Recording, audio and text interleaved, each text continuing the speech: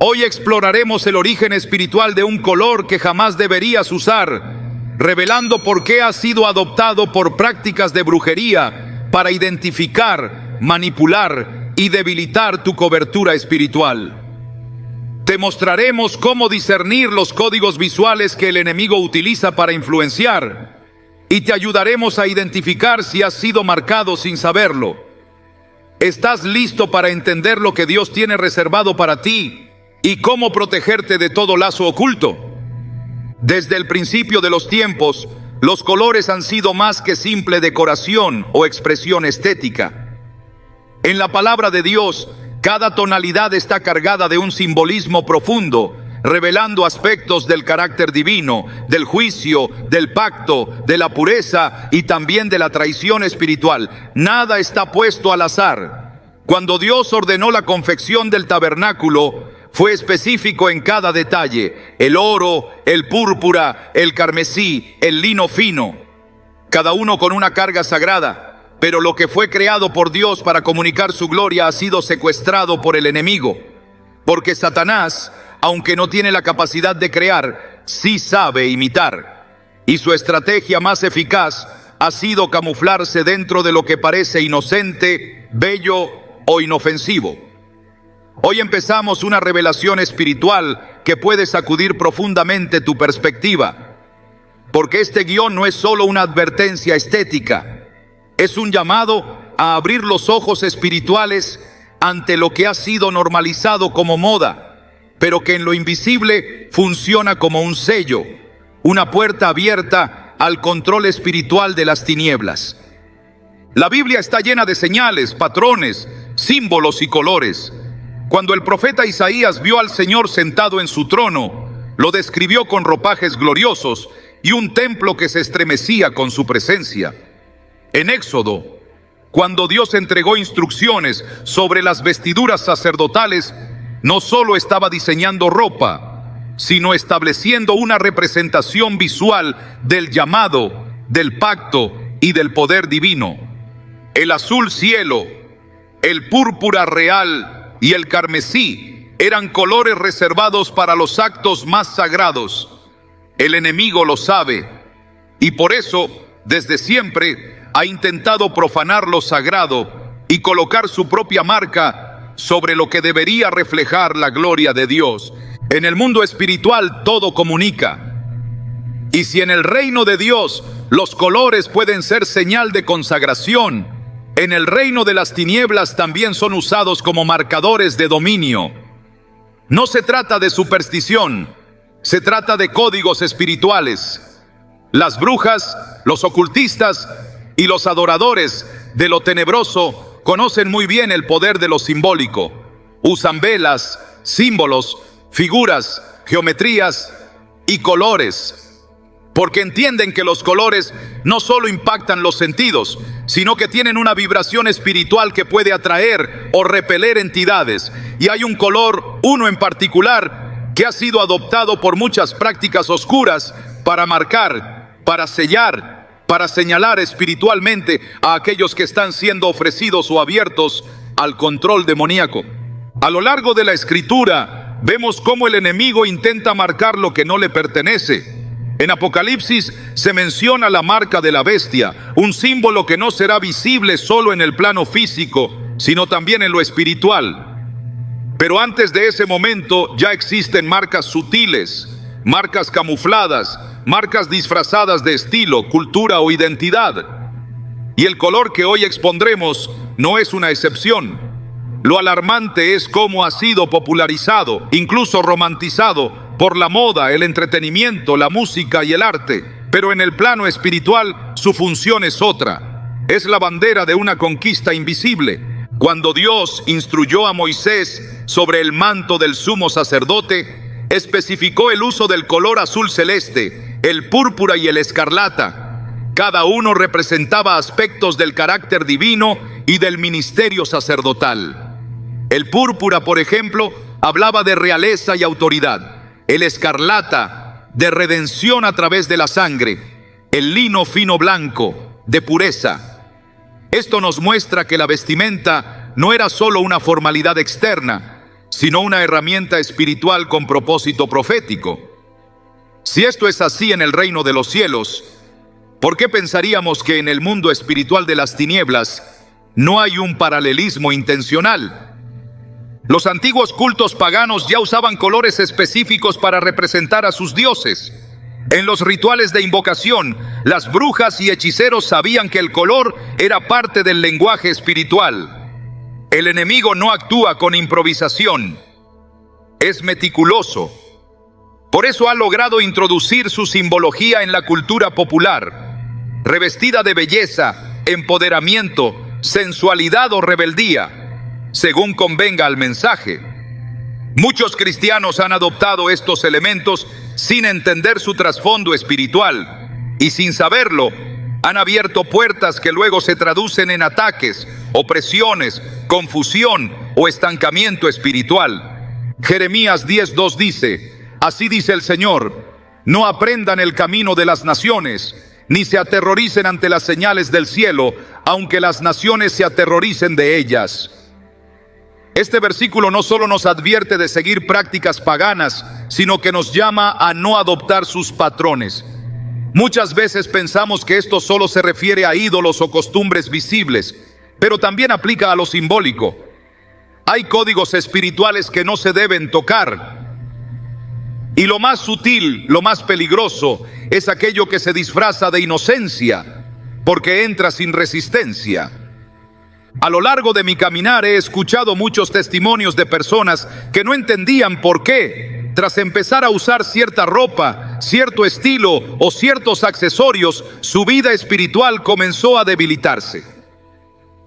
Perdieron sensibilidad en la oración, comenzaron a sufrir de insomnio, sueños turbios, ataques repentinos, un vacío constante, y todo había empezado por una simple elección de imagen. Pero en el mundo espiritual, nada es simple. Todo comunica, todo tiene un peso. Cuando Eva tomó el fruto prohibido, no lo hizo porque sabía todo el plan que Satanás tenía detrás. Lo hizo porque era agradable a los ojos. Así opera el enemigo, a través de lo estéticamente atractivo, la belleza externa como entrada a la corrupción interna. Hoy no nos enfrenta con una serpiente, pero sí con la seducción de lo visual. Nos ofrece el mismo veneno envuelto en diseño, moda y color. El apóstol Pablo nos recuerda en 2 Corintios 11:14 que Satanás se disfraza como ángel de luz. Y esa luz no siempre es cegadora. A veces se presenta en una paleta de colores suaves, dulces, vibrantes o intensos. El enemigo sabe que si se muestra con fealdad, lo rechazaremos. Pero si puede vestir su agenda en tonos que cautiven, lo recibiremos con brazos abiertos. Es ahí donde entra el color del que hablaremos a profundidad en la siguiente parte. Ese color que ha sido elegido por las tinieblas para marcar. No es el color lo que es malo en sí, sino lo que representa y cómo ha sido consagrado. La historia del pueblo de Israel está llena de ejemplos de cómo Dios advertía continuamente contra la mezcla. No solo contra la mezcla de costumbres, sino también de vestimentas, símbolos y hasta tejidos. En Deuteronomio 22:11, Dios ordenó: no te vistas con ropa tejida de lana y lino juntos. ¿Por qué una instrucción tan específica? Porque Dios quería establecer una línea clara de separación entre lo santo y lo profano. Cada detalle importaba, porque en lo pequeño se reflejaba una obediencia mayor. ¿Y qué pasa hoy cuando permitimos que símbolos oscuros entren en nuestra vida por algo tan aparentemente inofensivo como el color de una prenda? El enemigo no necesita un altar si ya tiene acceso a tu casa, a tu cuerpo o a tu armario. No necesita invocaciones si ya has sido invitado sutilmente por medio de lo que ves, de lo que usas, de lo que celebras. Por eso es urgente despertar, porque la batalla espiritual no se libra solo en la oración, sino también en el discernimiento diario. Y discernir implica ver más allá de lo visible. Implica preguntarnos: ¿a qué espíritu pertenece esto que estoy usando, siguiendo o promoviendo? Hay quienes dirán que esto es extremismo, que Dios ve el corazón. Y es verdad, Dios ve el corazón, pero también nos llama a santificarnos en cuerpo, alma y espíritu. Primero Tesalonicenses 5:23 lo dice claramente: y el mismo Dios de paz os santifique por completo, y todo vuestro ser, espíritu, alma y cuerpo sea guardado irreprensible para la venida de nuestro Señor Jesucristo. Nuestro cuerpo comunica, nuestra imagen comunica, lo que vestimos habla espiritualmente. El pueblo de Dios necesita recuperar la sensibilidad espiritual, no para juzgar externamente, sino para proteger lo interno. Porque si Dios te ha llamado, también te ha marcado, y su marca es santidad. El enemigo intentará cubrir esa marca con otra, pero tú tienes autoridad en Cristo para discernir, resistir y romper con toda señal que no provenga de Dios. Efesios 6 nos habla de la armadura espiritual, y en ella no se menciona nada superficial. Todo lo que llevamos tiene propósito: el casco de la salvación, el escudo de la fe, la coraza de justicia. Todo es espiritual y todo tiene un lugar. No hay espacio para la casualidad. Esta primera parte no pretende condenar, pretende despertar, porque muchos han sido marcados sin saberlo, y porque lo que parece trivial puede estar operando como una señal de identificación espiritual. El enemigo siempre ha buscado marcar a los suyos, y hoy lo hace a través de estrategias sutiles, envolventes y visualmente atractivas. Pero Dios no nos ha dejado en tinieblas. Nos ha dado su palabra como lámpara, como guía, como advertencia y como verdad. Salmo 119:105 lo dice: lámpara es a mis pies tu palabra y lumbrera a mi camino. La oscuridad no puede marcarte si estás cubierto por la luz, pero debes reconocer cada elemento que pueda estar siendo usado en tu contra, porque incluso los colores pueden ser puertas. Y si alguna puerta ha sido abierta en tu vida a través de una elección aparentemente inocente, el Espíritu Santo está listo para revelártelo, para redimir, para restaurar, para limpiar lo que fue marcado y cubrirlo con su gloria. Este es solo el inicio. Lo que viene revelará con claridad cuál es ese color, por qué has sido elegido por las brujas y qué debes hacer si ya ha entrado en tu vida. Porque tu cuerpo, tu casa y tu alma fueron diseñados para reflejar luz, no para portar marcas del enemigo. ¿Estás listo para ver lo invisible? ¿Estás dispuesto a abrir los ojos espirituales y renunciar a todo lo que no glorifica a Dios? Si es así, no te apartes, porque lo que sigue no solo te abrirá los ojos, te dará autoridad para cerrar puertas que nunca debiste haber abierto. El mundo espiritual no opera con confusión ni improvisación. Todo lo que se mueve en el reino de las tinieblas tiene estructura, propósito y simbolismo. Y uno de los elementos más estratégicamente utilizados en esa estructura es el color, lo que para muchos puede parecer una simple elección visual, para otros representa una señal espiritual, un código que trasciende la materia y se proyecta en lo invisible. En esta parte avanzamos hacia una revelación que ha sido encubierta por siglos, una verdad que ha sido disimulada en la cultura, en el arte, en la moda, y que sin embargo, en el lenguaje ocultista, es directa y contundente. Hay un color específico que las brujas utilizan para marcar, para abrir portales, para sellar personas. No se trata de un color cualquiera ni de una tendencia pasajera. Se trata de una elección intencional que ha sido consagrada a prácticas contrarias al reino de Dios. El color en cuestión es el morado oscuro, también conocido como púrpura negro o violeta profundo. Aunque históricamente el púrpura estuvo vinculado a la realeza y a lo sagrado, como se menciona en Éxodo 26 y en las vestiduras del sumo sacerdote, este tono particular ha sido desviado deliberadamente en círculos de ocultismo moderno. Su uso en brujería no es simbólico por accidente sino por diseño.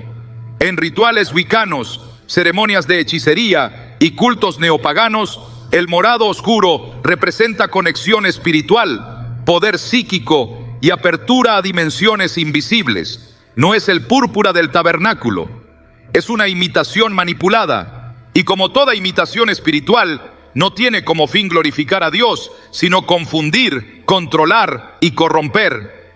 Este color ha sido implementado en rituales para representar el tránsito entre el mundo visible y el espiritual. Se asocia con lo oculto, lo místico, lo enigmático. Pero más allá del concepto humano de misterio, lo que realmente hace es actuar como un manto de disfraz.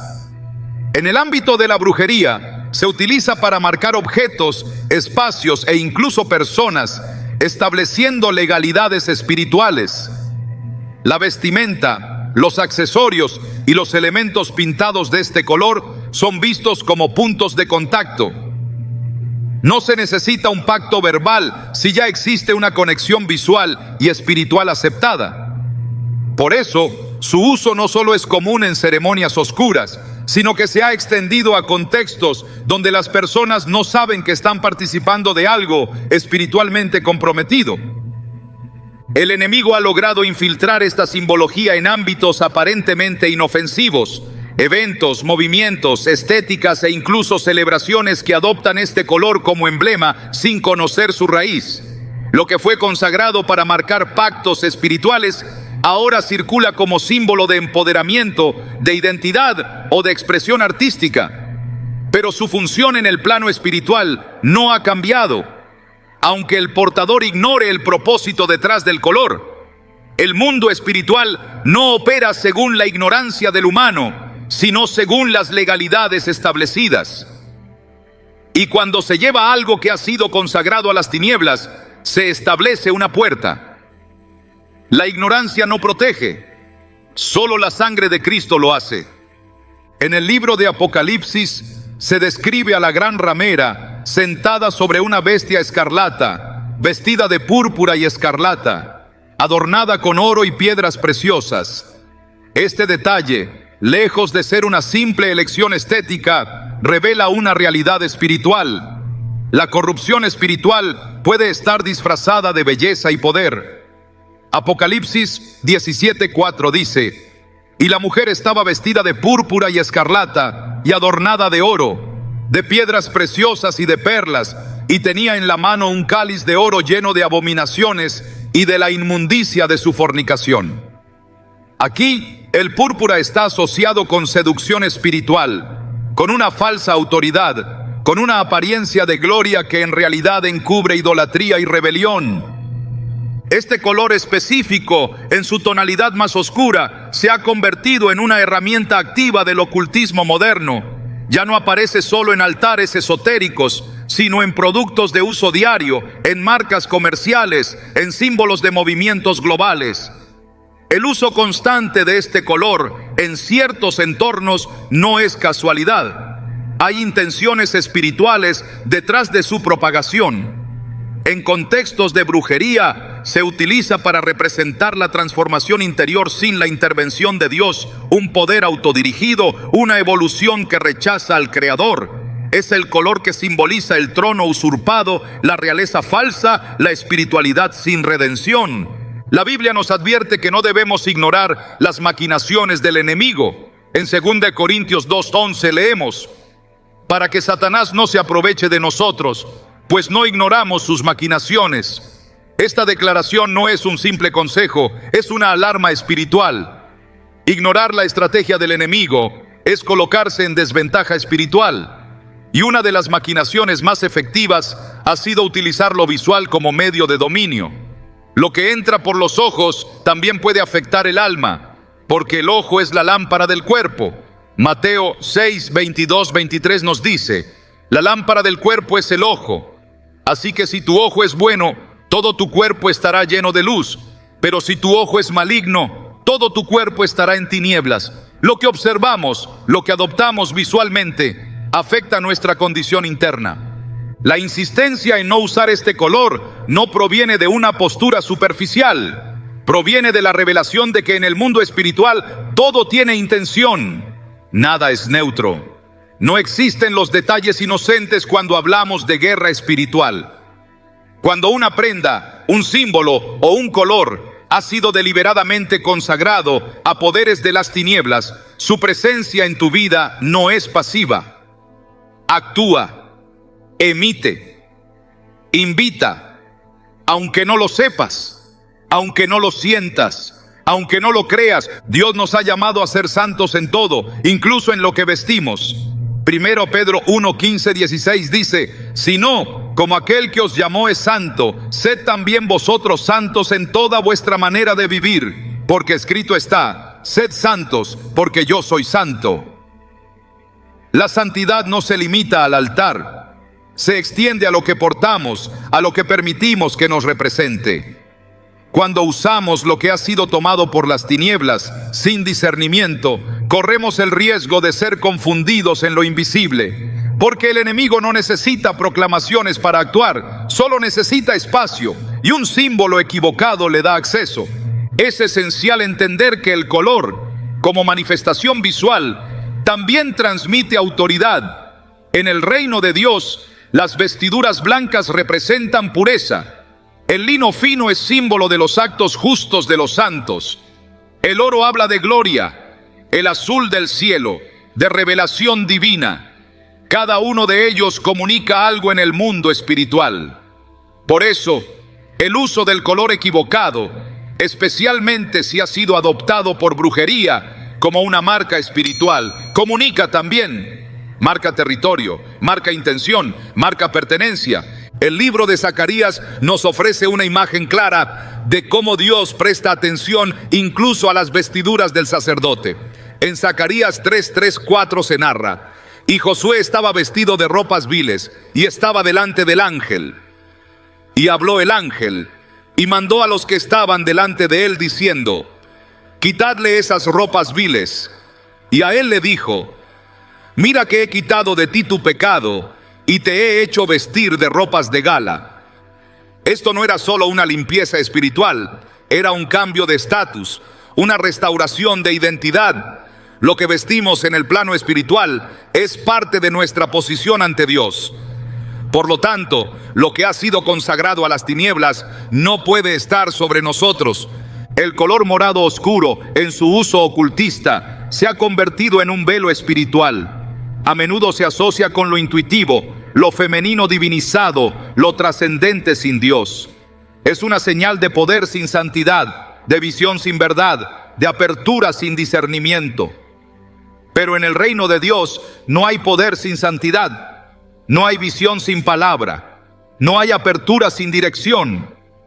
Lo que el enemigo ofrece como expansión espiritual es en realidad una invasión disfrazada, y lo hace con símbolos que las personas aceptan sin saber lo que representan. La necesidad de discernimiento es urgente. Romanos 12:2 nos exhorta: no os conforméis a este siglo, sino transformaos por medio de la renovación de vuestro entendimiento, para que comprobéis cuál sea la buena voluntad de Dios, agradable y perfecta. No podemos conformarnos con lo que el mundo nos presenta como normal. Debemos renovar nuestro entendimiento, incluso en lo visual, porque sólo así podremos comprobar qué viene de Dios y qué no, incluso en lo que usamos, incluso en los colores. El color que ha sido utilizado para pactos, consagraciones y rituales de brujería no puede formar parte de la vida de quien ha sido consagrado a Dios, porque no puede haber comunión entre la luz y las tinieblas. 2 Corintios 6, 14, 15 lo declara con claridad. ¿Qué comunión tiene la luz con las tinieblas? ¿Y qué concordia Cristo con Belial? Esta no es una separación superficial, es una división radical entre reinos. Cada elemento que llevamos habla de nuestra ciudadanía espiritual. Y si llevamos algo que ha sido consagrado a un reino ajeno al de Dios, estamos enviando señales equivocadas. No se trata de temer al color, se trata de comprender qué representa. Lo que ha sido distorsionado y usado por las tinieblas debe ser apartado. El pueblo de Dios no puede ignorar las señales. Y aunque este tema ha sido trivializado por el sistema del mundo, en lo invisible está actuando. Lo que se porta con orgullo en el plano físico puede estar gritando rendición en el plano espiritual. El morado oscuro ha dejado de ser solo un color, es un lenguaje, y ese lenguaje no pertenece al reino de los cielos. Reconocerlo es el primer paso. Separarse de él es obediencia. Y renunciar a todo símbolo que ha sido adoptado por el enemigo es una declaración espiritual de libertad. Porque cuando decides no portar lo que ha sido diseñado para marcar, estás diciendo: mi identidad no está en un símbolo cultural, está en Cristo. Y su sangre es la única marca que necesito. Su cobertura es la única que me protege. Su luz es la única que debe brillar sobre mí. Esta revelación no pretende sembrar miedo, pretende despertar, porque lo que ha sido ignorado por siglos ahora debe ser confrontado. El enemigo no se detendrá mientras encuentre espacios, pero el pueblo de Dios ha sido llamado a cerrar puertas, a romper pactos inconscientes y a alinear cada aspecto de su vida con la verdad. Lo que usas comunica, y el color que eliges puede estar diciendo más de ti de lo que imaginas. Hoy es el día para discernir, para limpiar, para tomar decisiones que reflejen el reino al que perteneces.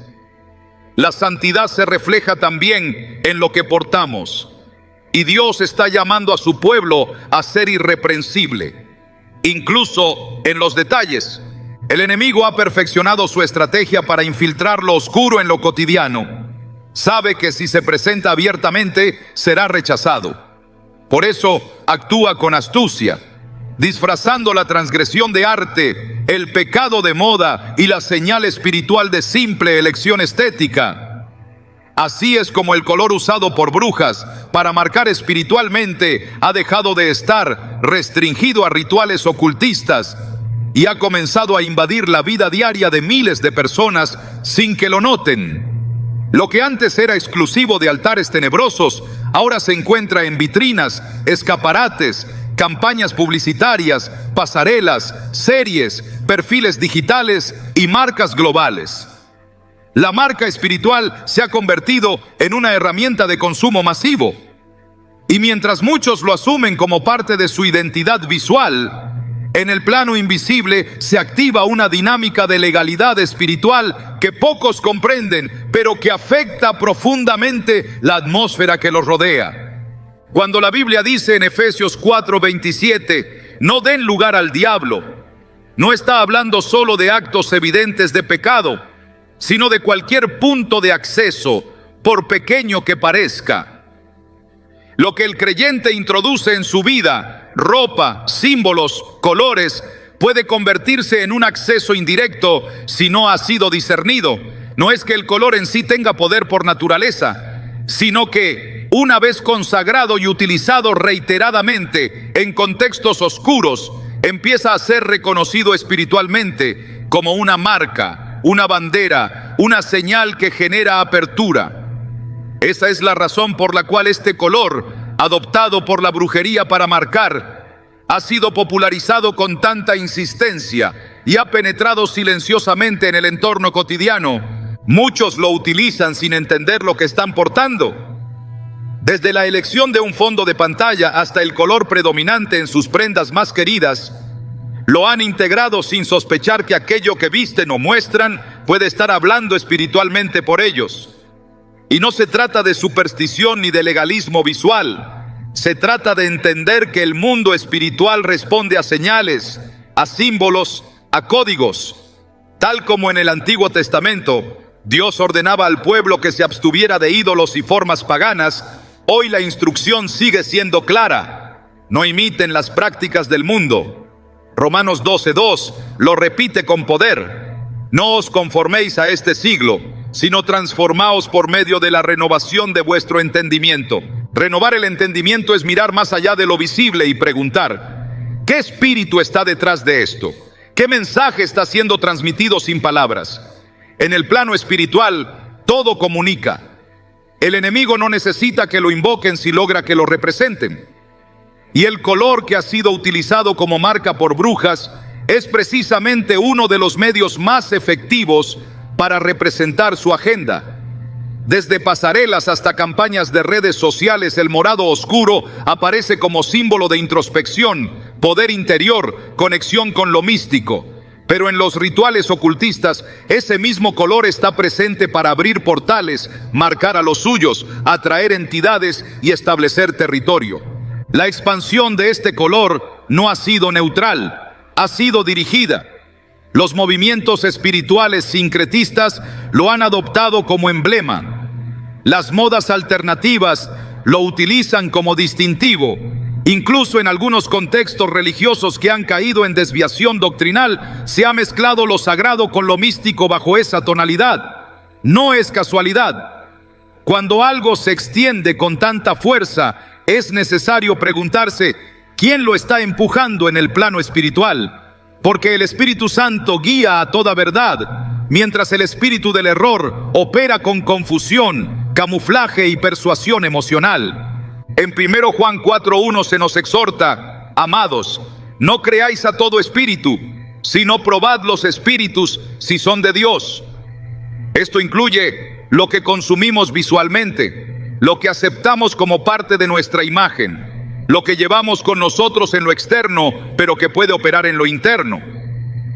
El color que se ha infiltrado en miles de contextos ahora se encuentra en objetos decorativos, en branding de productos, en maquillaje, en peinados, en logos, en campañas aparentemente inofensivas.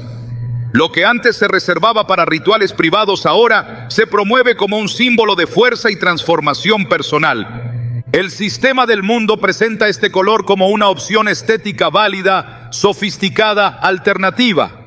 Pero lo que no muestra es el origen espiritual de esa elección.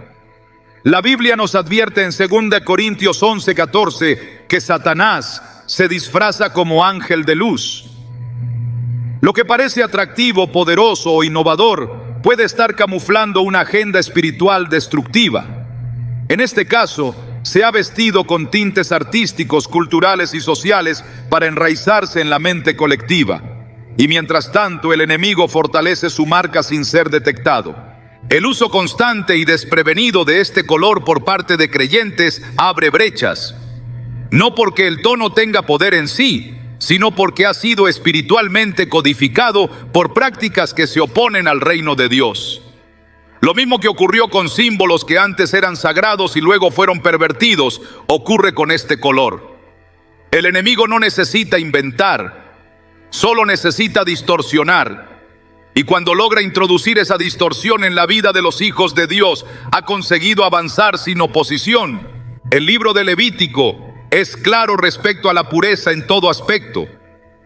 Las instrucciones sobre vestimenta, materiales, formas y colores no eran arbitrarias. Reflejaban un principio espiritual. Lo que portas debe estar alineado con el carácter de aquel a quien sirves. Si Dios ponía atención al diseño del tabernáculo, al color del velo, a los tintes de las vestiduras, también espera que su pueblo hoy preste atención a lo que adopta, a lo que promueve, a lo que representa. Lo que ha sido normalizado en redes, en entretenimiento y en estética esconde pactos silenciosos, pactos que no se hacen con palabras, pero que se activan con acciones. Cuando una persona se expone repetidamente a un símbolo o a una imagen que ha sido espiritualmente marcada, esa exposición comienza a generar acostumbramiento, identificación y finalmente integración. Así como la fe viene por el oír, la contaminación espiritual viene por el permitir. Y permitir lo que ha sido consagrado al mal es participar, aunque sea involuntariamente, de sus efectos. En Oseas 4:6, el Señor declara: mi pueblo fue destruido porque le faltó conocimiento, no porque carecieran de fe, no porque no oraran, sino porque ignoraron verdades espirituales fundamentales. El color que analizamos ha sido utilizado por brujas para rituales de apertura de tercer ojo, evocación de espíritus y consagración de espacios a entidades. Esa información existe, está documentada, y quienes operan en el ocultismo no lo ocultan. Lo utilizan con conciencia, El problema no está en ellos.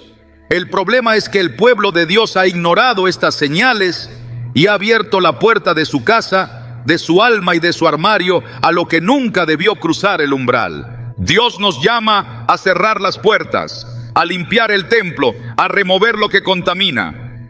2 Corintios 7:1 dice: así que, amados, puesto que tenemos tales promesas, limpiémonos de toda contaminación de carne y de espíritu, perfeccionando la santidad en el temor de Dios.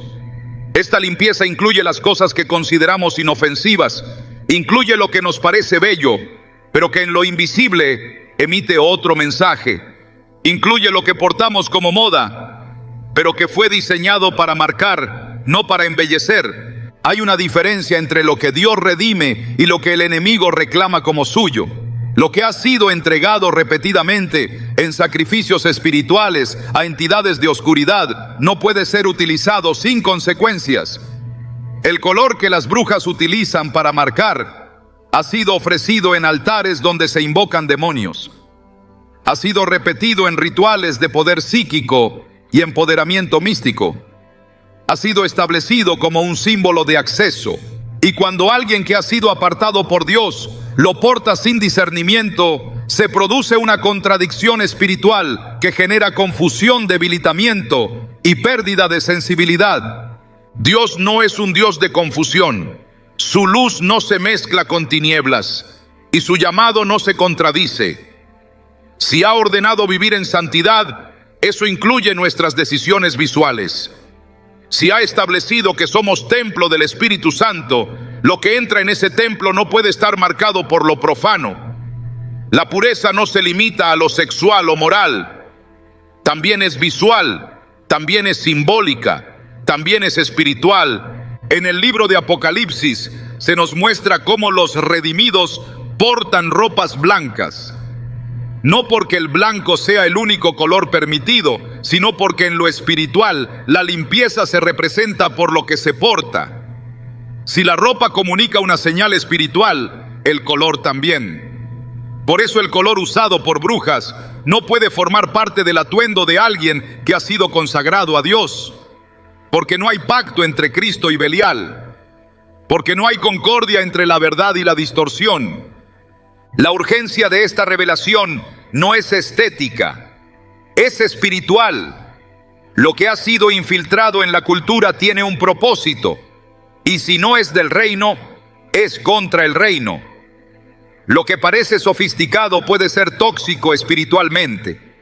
Lo que parece personal puede tener raíces de impureza espiritual. El enemigo trabaja desde hace siglos para hacer de lo oscuro algo deseable, de lo marcado algo bello, de lo consagrado a la oscuridad algo normal.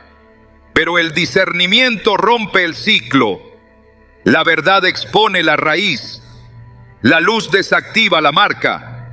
Este es el momento para ver con otros ojos, para permitir que el Espíritu Santo revele lo que antes pasaba desapercibido.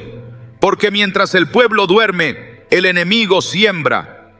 Y lo ha hecho en tonos, en estilos, en diseños, pero la palabra sigue siendo nuestra defensa y ella no cambia. Si Dios ha dicho que no debemos participar de las obras infructuosas de las tinieblas, sino más bien reprenderlas, como dice Efesios 5:11, eso incluye también lo que visualmente representa esas tinieblas. La Escritura no deja espacio a dudas. Todo lo visible está conectado a lo invisible. Nada que vemos con los ojos es meramente superficial. En el mundo espiritual, los símbolos son puertas, las marcas son pactos y las vestiduras son declaraciones. Cada elemento que aparece en la palabra, desde los detalles más pequeños en el diseño del tabernáculo hasta las marcas proféticas de los últimos tiempos, tiene un eco directo en el plano espiritual. Y cuando hablamos de colores usados por brujas para marcar, no estamos hablando de supersticiones modernas. Estamos hablando de un principio espiritual antiguo, tan viejo como la rebelión misma. Porque antes de que el ser humano buscara expresarse a través del color, ya los cielos y los ejércitos invisibles sabían que lo visual tenía poder. En el libro de Éxodo, Dios instruye con precisión cómo deben ser confeccionadas las vestiduras del sumo sacerdote. No eran simples ropajes, eran portadores de gloria, de función, de santidad. Cada color, cada hilo, cada piedra preciosa tenía un significado específico. El pectoral con las 12 piedras representaba a las tribus de Israel, y el efod era tejido con hilos azul, púrpura y carmesí. No era arte humano, era un lenguaje celestial. Lo que se vestía delante del pueblo era también lo que se proclamaba delante del trono de Dios. Nada era accesorio, todo era intencional. Ahora bien, si Dios marca a los suyos con señales visuales, ¿por qué no habría de hacer lo mismo el enemigo? ¿O acaso pensamos que la marca de la bestia será solo un número arbitrario? Apocalipsis 13, 16-17 dice que hacía que a todos, pequeños y grandes, ricos y pobres, libres y esclavos, se les pusiese una marca en la mano derecha o en la frente, y que ninguno pudiese comprar ni vender, sino el que tuviese la marca. Esa marca será visible, sí, pero también tendrá un peso espiritual ineludible. Y no será la primera, porque desde Génesis los hombres han sido marcados para bendición o para maldición, para pacto o para juicio. En Génesis 4:15, Dios pone una señal en Caín para que no fuera muerto, una marca, un símbolo, algo que lo distinguiera. Más adelante, en Ezequiel 9, se describe cómo un ángel debía marcar en la frente a los que gemían por los pecados del pueblo. Esa marca los protegería del juicio. No era un acto simbólico sin efecto, era una línea espiritual que el juicio no podía cruzar. Y en Apocalipsis 7:3 se ordena: no hagáis daño a la tierra, ni al mar, ni a los árboles, hasta que hayamos sellado en sus frentes a los siervos de nuestro Dios. Nuevamente, el sello, la marca, el símbolo. La Biblia repite este patrón con claridad abrumadora. Las marcas visibles manifiestan realidades espirituales invisibles. Y si esto es así en el reino de Dios, entonces el reino de las tinieblas imita y contamina esos principios. Es por eso que el enemigo necesita establecer señales que representen su autoridad. Y lo hace no solo a través de imágenes y números, sino también por medio de colores, de vestimentas, de ornamentos que actúan como declaraciones de lealtad. En muchas prácticas ocultistas, el acto de vestirse con ciertos elementos no es meramente decorativo, es un acto de consagración. Y el color usado por las brujas para marcar no es una elección artística, es una bandera, una declaración de pertenencia, una señal para los espíritus que operan en ese reino.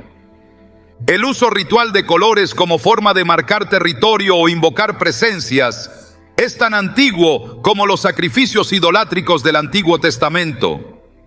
En Números 15, 38, 40, Dios manda a los israelitas que hagan flecos en los bordes de sus vestidos con un cordón azul, para que al verlos se acuerden de todos los mandamientos del Señor y los pongan por obra. El propósito era que ese símbolo visible recordara una verdad espiritual. El color azul no solo era decorativo, era memoria activa del pacto. Si Dios establece colores para recordar sus mandamientos, el enemigo establece colores para incitar a su transgresión. Porque cada reino utiliza sus propios símbolos para reclamar territorio. En el libro de Daniel, Nabucodonosor ordena levantar una estatua de oro, una imagen de poder, de falsa divinidad, delante de la cual todos debían inclinarse. Y con ella se establece una ceremonia visual, con música y proclamaciones. No es solo idolatría, es manipulación espiritual a través de símbolos. Y este patrón se repite hasta nuestros días. Lo que antes eran ídolos de piedra, ahora son conceptos visuales normalizados, insertados en la cultura para introducir legalidades sin necesidad de adoración explícita. La imagen, el símbolo, El color. Todo forma parte del mismo lenguaje espiritual que el enemigo utiliza para sustituir la verdad. En el libro de Apocalipsis, el uso de vestiduras es recurrente para distinguir entre los redimidos y los condenados. Las ropas blancas aparecen como símbolo de los santos. La gran ramera está vestida de púrpura y escarlata. Y los ejércitos del cielo montan caballos blancos y visten lino fino, blanco y limpio. Este contraste entre lo santo y lo profano se manifiesta visualmente. No hay neutralidad. No existe un punto medio entre lo que representa a Dios y lo que representa otra cosa.